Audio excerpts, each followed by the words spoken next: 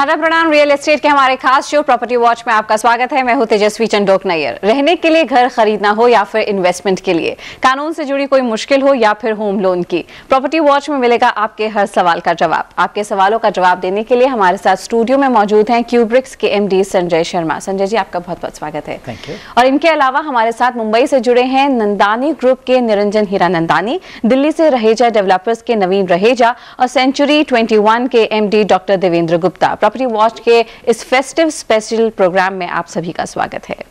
लेकिन आगे बढ़ने से पहले देखते हैं कि प्रॉपर्टी वॉच में आज क्या है खास। सबसे पहले बताएंगे कि फेस्टिव सीजन में डेवलपर्स कौन कौन से दे रहे हैं ऑफर, और साथ ही जानेंगे कि क्या प्रॉपर्टी की कीमतों में आएगी कमी। इसके अलावा बताएंगे कि इस समय प्रॉपर्टी में निवेश कर कितना मिलेगा रिटर्न। साथ ही हमारे एक्सपर्ट्स प्रॉपर्टी से जुड़े आपके बाकी सवालों का भी जवाब देंगे।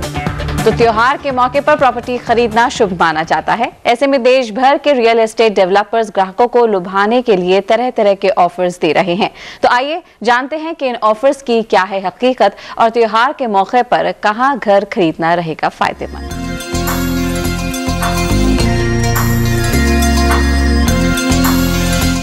तो फेस्टिव सीजन में घर खरीदना सबसे अच्छा मौका जाना जाता है, लेकिन आपसे जानना चाहेंगे संजय जी, आप क्या सलाह देंगे हमारे सभी दर्शकों को?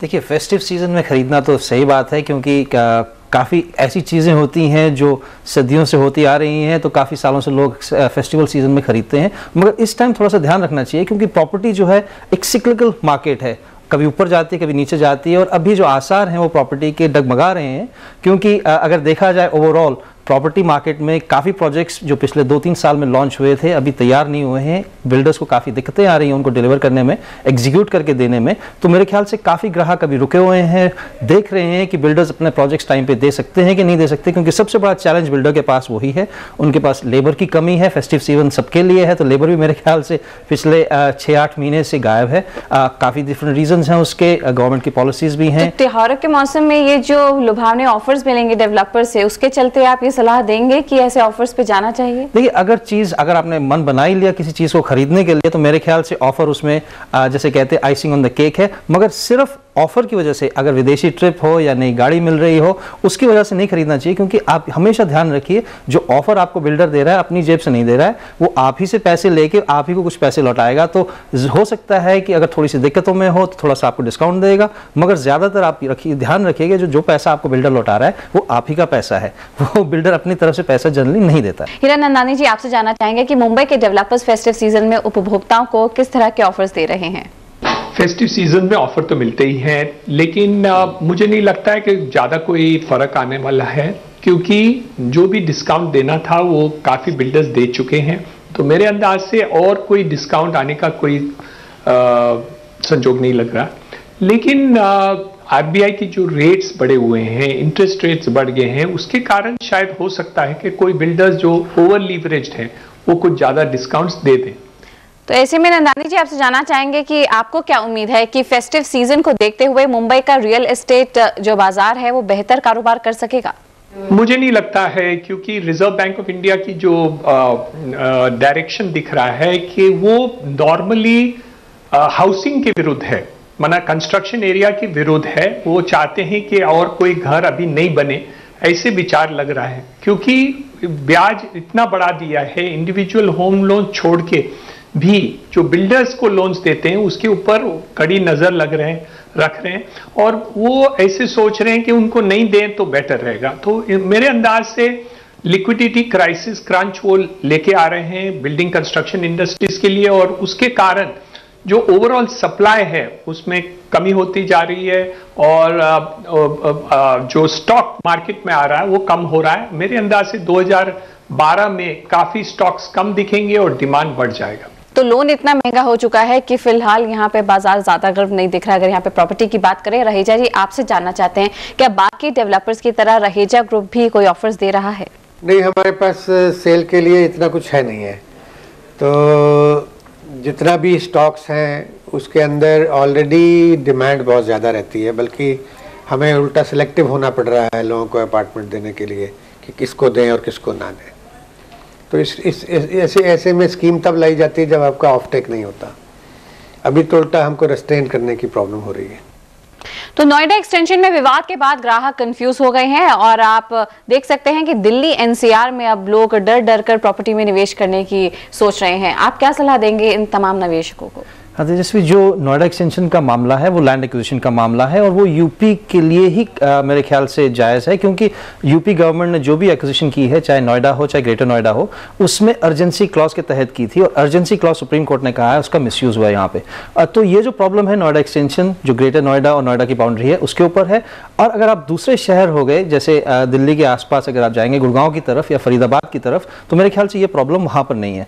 तो जो लैंड एक्विजिशन की प्रॉब्लम है वो लोकल है आपकी नोएडा और ग्रेटर नोएडा की। तो उसके बाहर अगर आप चले जाएं, फॉर एग्जांपल गाजियाबाद में चले जाएं, वैशाली में चले जाएं, अगर आप इंदिरापुरम में चले जाएं, आप राजनगर एक्सटेंशन या क्रॉसिंग रिपब्लिक जैसी जगह देखें, या आप फरीदाबाद में जाएं नहर पार में, या जो बसा हुआ फरीदाबाद उस तरफ पे आएँ, या गुड़गांव में थोड़ा सा एक इलाका है गुड़गांव में जो द्वारका एक्सप्रेसवे का इलाका जिसे कहते हैं, वहां पर थोड़ी लैंड एक्विजिशन की प्रॉब्लम है, इसीलिए वहां पे रोड पिछले 4 साल से रुकी हुई है।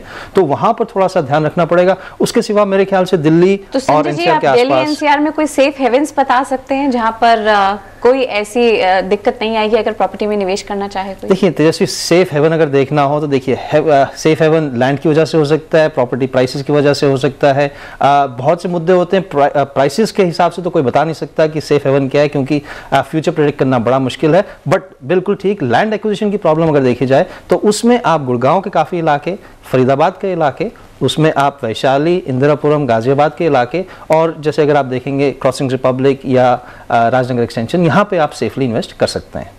चलिए और आगे बढ़ाते हैं इस बात को। राहिजा जी, आपसे जानना चाहेंगे, आरबीआई ने एक साल में कई बार रेपो रेट और रिवर्स रेपो रेट पे बढ़ोतरी की है, जिसके कारण बैंक लोन पर काफी असर पड़ रहा है। आप बायर्स को क्या सलाह देंगे? आपका इन्फ्लेशन जो है वो क्लोज टू डबल डिजिट है और बैंक रेट का जो इंटरेस्ट आप पे करते हो वो हाउसिंग लोन पे आप मैक्सिमम करीब एवरेज समझ लीजिए 12% के आसपास पे करते हैं। अब 2-3% का आपको इफेक्टिव इंटरेस्ट बैठता है, क्योंकि एक इन्फ्लेशन को भी तो आप उसके अंदर फैक्टर इन करेंगे। तो आपकी कॉस्ट क्या है? इन रियलिटी जो कॉस्ट है आपकी वो 2-3% ही है। तो आपको ज़्यादा लंबा सोचना नहीं चाहिए। इस directly link to inflation, inflation नीचे आ जाएगी, इंटरेस्ट रेट नीचे आ जाएंगे।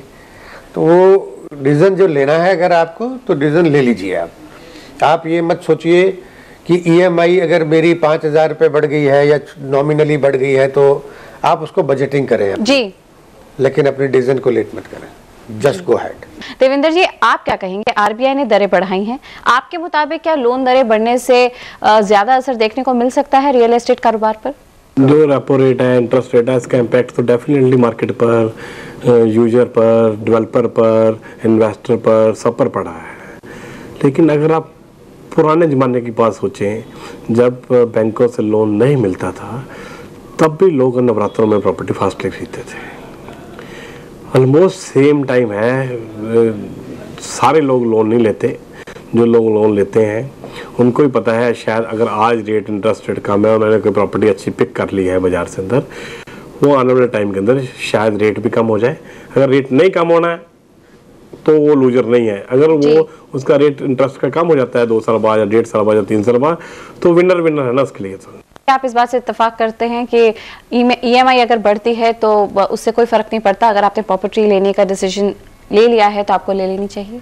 देखिए तेजस्वी, ये डिपेंड करता है कि कितने लोग हैं जो अपने पुराने पैसे से कहीं और बेच के खरीद रहे हैं, बिना लोन के खरीद रहे हैं। मेरे ख्याल से आजकल जो बायर के प्रोफाइल है, जैसे डॉक्टर देवेंद्र गुप्ता ने कहा, वो पुराने ज़माने की बात कर रहे हैं। आजकल के बायर की प्रोफाइल देखेंगे, मेरे ख्याल यंग प्रोफेशनल्स हैं जो मकान खरीद रहे हैं, और काफ़ी लोग हैं मेरे ख्याल से जो होम लोन का फ़ायदा उठाते हैं। तो उनके लिए बहुत इफेक्ट पड़ेगा। और जैसे नवीन रहेजा जी पहले बता रहे थे, मेरे ख्याल से उनकी बात से मैं सहमत नहीं हूँ, क्योंकि इन्फ्लेशन वो जो कंपेयर कर रहे हैं इंटरेस्ट रेट के लिए, ये उनके लिए है जो खुद बिजनेसमैन है जैसे रहेजा साहब हैं। मगर जो सैलरी के ऊपर लोग हैं, इन्फ्लेशन का उनके ऊपर बहुत असर पड़ता है, क्योंकि उनकी जो तनख्वाह है उस रेट से नहीं इंक्रीज कर रही है जिस तरह इन्फ्लेशन है। तो एक्चुअली जैसे इन्फ्लेशन हाई जाती जाएगी, उनके हाथ में जितना पैसा आ रहा है उसकी वैल्यू कम होती जाएगी। तो रहेजा साहब की बात भी मेरे ख्याल से इतनी 100% सही नहीं है, और गुप्ता साहब की बात भी थोड़ी पुराने ज़माने की है। मेरे ख्याल से इंटरेस्ट रेट का इफेक्ट जरूर पड़ेगा। हीरानंदानी जी जो कह रहे थे, मेरे ख्याल से वो बात दुरुस्त है। अभी वक्त है एक ब्रेक का। ब्रेक के बाद भी जानेंगे कि त्योहार के मौके पर कहाँ घर खरीदना रहेगा फायदेमंद। चलते रहिए समय के साथ।